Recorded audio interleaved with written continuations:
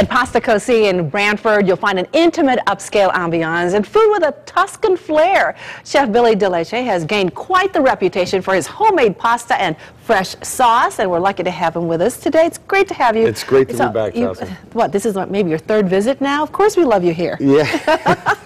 All right, we have something fabulous that we want to make today. What is it? This is going to be a nice spring risotto. It's actually a classic risotto Milanese, which is with the saffron. And then I add the asparagus and carrots to really brighten it up, and some black truffles at the end. And how are things going at the restaurant right now? What do you have on the menu? Things are great. The menu's pretty versatile. We do a lot of fish, but because we make our own pasta, we're considered very Tuscan, very northern. I'd like to say we're more regional because we're on the shoreline, so we got an abundant amount of fish. We do a little bit of everything. A lot of fresh ingredients yes, you use, always I know. Fresh, always fresh. All right, let's take a look at all the ingredients that you brought here, Billy.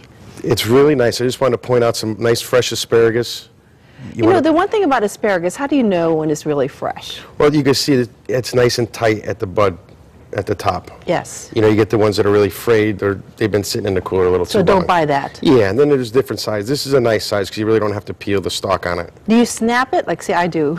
You could snap it. I mean, these ones are really easy to work with. Okay. Then there's bigger ones, and you have to just peel them down. Exactly. The risotto is an Italian arborio rice, and Arborio is just a small town in northern Italy near the Po Valley, and it's just named after that town. But it's a short grain rice, but what's different with this rice, it contains a lot of starch. So risotto is almost like a pasta course in Italy, but it's eaten very creamy and a little al dente. All right, and this is what part of Italy again this recipe comes from? This is northern. Northern, okay.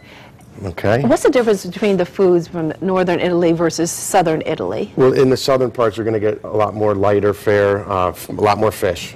Okay. And in northern, it's more polenta, pasta, risottos, heartier meat dishes. We have about 4 minutes. Okay.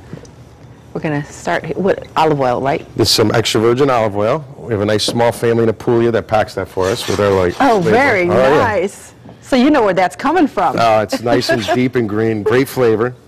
Sometimes cooking, I don't like to use extra virgin, but for this dish in particular, it's going to add some more flavor. And you just put in, what is that? This is our shallot and our garlic. Okay. I understand shallots are really probably the best of the onion family. They're a little sweet. They're not as sharp as you know, the onions. About a cup in there, or half a cup. We just got a little pinch of each. Oh, okay. Maybe like a teaspoon of each. Okay. Smells great. Oh, and it's wonderful stuff. And then we add our risotto and our saffron at this point. Now, you said this is really just a special at the restaurant, so it's not on the menu every day.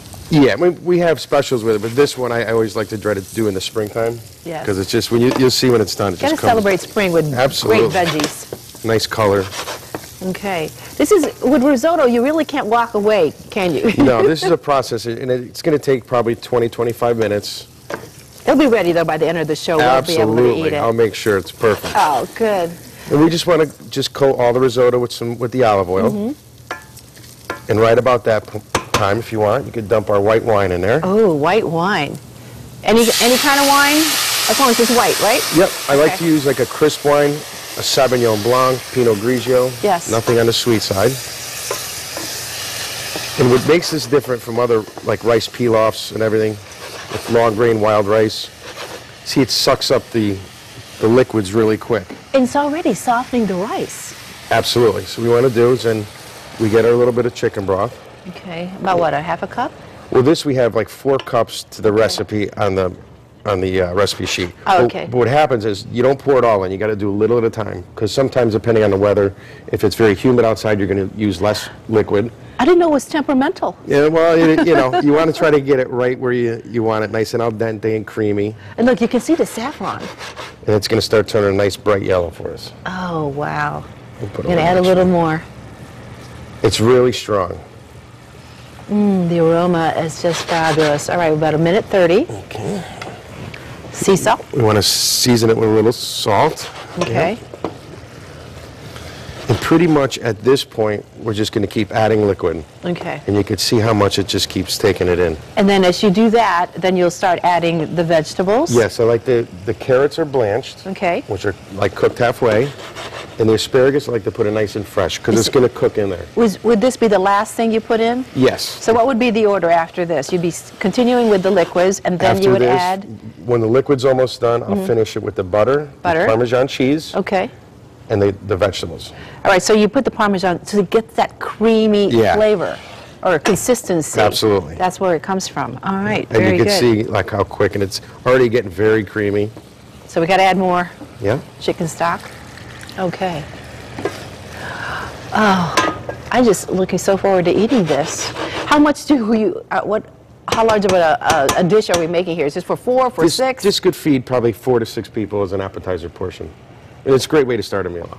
An appetizer? I think I'd probably eat this as one entree. All right, Billy, we're going to check back in with you later on in the show. That's all right? great. Thank But you. of course, you want to check out Pasta Cosi for yourself. It's located at 1018 Main Street in Branford, or you can check them out online at pastacosi.com. And again, we're going to get back with Billy later on. Oh, can't wait.